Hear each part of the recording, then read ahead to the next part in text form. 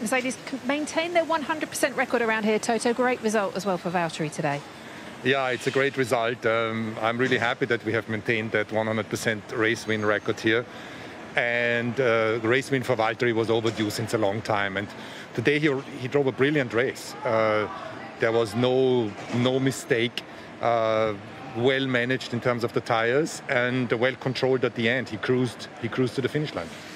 We've got to ask you about Lewis's race. That's obviously the big talking point about what happened on the way to the grid. Listen, you've been a racing driver. You've driven at a lot of racetracks. That's not really a place that you'd think about going to do your practice starts, though, is it? No, and that was exactly the verdict from the stewards. They said it's not the place where you would do a race start, and I agree with that. But in the director's notes, it says you need to you can make practice starts after the lights on the right-hand side, and that's what he did. So there is room for interpretation, and clearly we have to analyze why we made the mistake altogether, and just take this one on the chin. Even though we were at the stewards, we agreed to disagree. Lewis, speaking to us afterwards on the stewards' decision, said they're trying to stop me.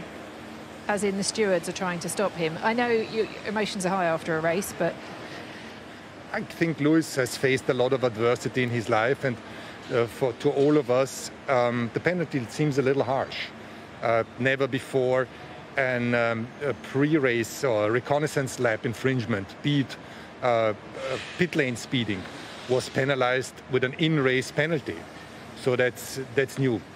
And that also can be debated. But coming back to your question, I think things go against him harshly sometimes, and I guess if you're the most successful driver, you have to take that sometimes. For you, as a guy at the top of the pyramid, shall I say, within the team, you are. Don't roll your eyebrows. There's my wife. Okay. at the factory, let's say. How are you going to deal with it? Because you've had two weird penalties, or unusual penalties, in 3 races for Lewis, Monza, of course, and here.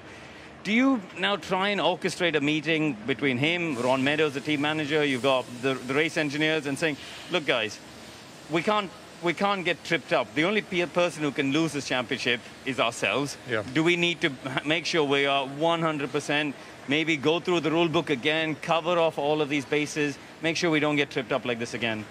Yeah, I think, first of all, like we've always done in the past, we win and lose together. And we've never pointed with the finger on a person or a group, but we try to analyze what we can do better and how we can improve.